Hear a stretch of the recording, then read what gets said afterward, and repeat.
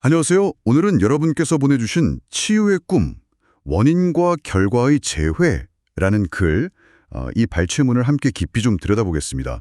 이게 우리가 현실이나 질병 같은 걸 이해하는 방식에 대해서 아주 근본적인 질문을 던지는 것 같더라고요.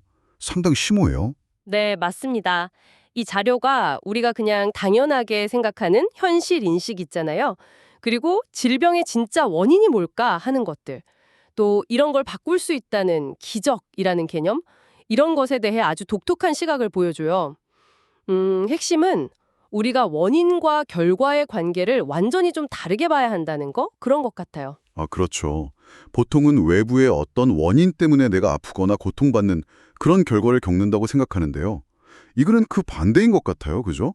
마치 아들이 있어야 아버지가 존재하고 아들이 아버지됨을 확인시켜주는 것처럼 결과가 원인을 만든다? 이런 식인가요? 정확해요. 네. 더 나아가서는 우리가 경험하는 이 세상이나 질병 같은 게요. 사실은 진짜 원인이 없는 것에 결과를 부여하려는 시도다. 뭐랄까, 일종의 환상일 수 있다는 거죠.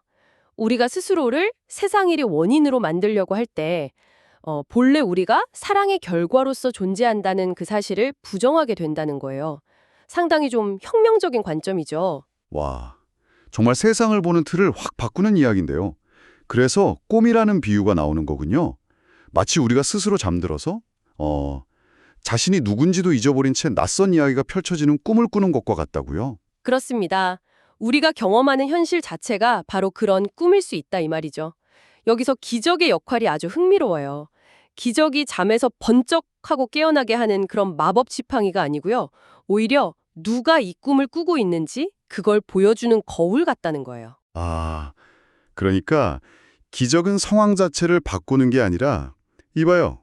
이 꿈의 감동은 바로 당신이에요. 이렇게 알려주는 거군요. 내가 이 꿈의 창조자라는 걸 깨닫게 해서 다른 꿈, 예를 들면 치유 같은 더 행복한 꿈을 선택할 힘이 나한테 있다. 이걸 보여준다는 의미로 들리네요. 네, 바로 그거죠. 우리가 경험하는 이 세상은 실제 원인이 없는 꿈과 같아서요. 그 자체로는 우리에게 어떤 실질적인 영향도 줄 수 없다고 이 글은 주장해요. 꿈속의 등장인물은 자기가 꿈꾸고 있다는 사실조차 모르잖아요. 그 안의 환상을 진짜라고 믿는 것처럼요. 그럼 이 꿈에서 벗어나는 전환점은 뭘까요? 계속 이 꿈이 꿀 수밖에 없는 건지. 여기서 다시 기적이 중요해지는 거죠. 기적은 당신이 바로 그 꿈을 만들었다는 사실, 그리고 그 꿈의 내용이 진짜가 아니라는 걸 깨닫게 해주는 어떤 통찰 같은 거예요. 내가 이 꿈속의 희생자가 아니라 이 꿈의 시나리오를 쓴 작가다. 이걸 알게 되면요. 더 이상 그 꿈속의 두려운 환상들, 그걸 무서워하지 않게 된다는 거죠. 와, 그건 정말 큰 변화겠네요. 내가 만든 공격성이나, 아니, 내가 만들었다고 생각하는 그 두려움을 남 탓으로 돌리면서 스스로를 피해자라고 여겼던 것에서 벗어날 수 있다는 거군요.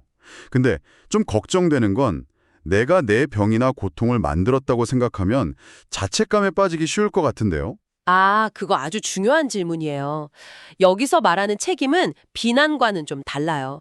내가 이 꿈을 만들었다는 게 내가 잘못했다는 뜻이라기보다는 나에게 이 꿈을 바꿀 힘이 있다는 선언에 더 가깝다고 봐야죠. 기적은 당신이 두려워했던 그 원인이 실제로는 아무런 결과도 낳지 못했다는 것, 즉 진짜 원인이 아니었다는 걸 보여줘요. 효과 없는 원인은 뭐랄까, 원인이라고 할 수 없으니까요. 그래서 몸의 치유는 마음이 먼저 질병이라는 꿈을 꾸고 몸을 그 결과처럼 사용했다는 것을 깨닫는 기적, 그걸 통해 일어난다고 설명하는 거군요. 맞습니다. 그런데 중요한 교훈은 몸이 낫는다는 그 사실 자체가 아니라고 강조해요. 더 본질적인 깨달음은요. 애초에 몸이 아플 수 있다고 생각했던 그 마음이 병들어 있었다는 것. 그러니까 분리감이나 죄책감 같은 생각들이 문제의 뿌리였다는 사실을 아는 거예요. 다른 대상에게 죄책감을 투사하려고 했던 그 시도가 아무런 효과도 없었다는 걸 깨닫는 것. 그것이 진짜 치유라는 거죠. 잠시 생각해 볼 만한 깊은 내용이에요. 그렇군요. 결국 기적은 고통스러운 꿈 대신 선택할 수 있는 다른 길이고 꿈을 만드는 내 역할을 부정하는 대신 내가 꿈꾸는 자임을 받아들이는 거군요. 이것은 나에게 그냥 일어난 일이 아니라 내가 이것을 하고 있다, 꿈꾸고 있다 이렇게 마음이 인정할 때 몸이든 상황이든 비로소 자유로워진다는 그 말이 마음에 와닿네요. 네. 이 자료는 우리가 경험하는 현실이 어쩌면 우리가 선택하고 만들어낸 꿈일 수 있다는 상당히 파격적인 가능성을 열어주죠. 최초의 분리도 역시 아버지, 그러니까 근원이 자신의 결과, 즉 효과를 빼앗겼다고 믿는 꿈에서 시작되었다고 설명해요. 꿈꾸는 자가 스스로를 만들었지만 그 창조물이 오히려 창조자에게 등을 돌렸다. 뭐 이런 식으로요. 기적은 이 과정을 되돌리는 첫걸음인 셈입니다. 네, 오늘 여러분이 보내주신 자료 덕분에 원인과 결과, 또 현실 인식, 그리고 변화의 가능성에 대해 아주 깊이 생각해 볼 수 있었습니다. 마지막으로 여러분께 질문 하나 던지면서 마무리하고 싶습니다. 만약 여러분이 여러분 경험이라는 꿈의 작가이고 언제든 다른 꿈을 선택할 힘이 있다면 가장 먼저 어떤 꿈의 내용을 새롭게 쓰고 싶으신가요? 이 질문에 대한 답을 한번 생각해 보시면서 저희는 다음 탐구를 준비하겠습니다.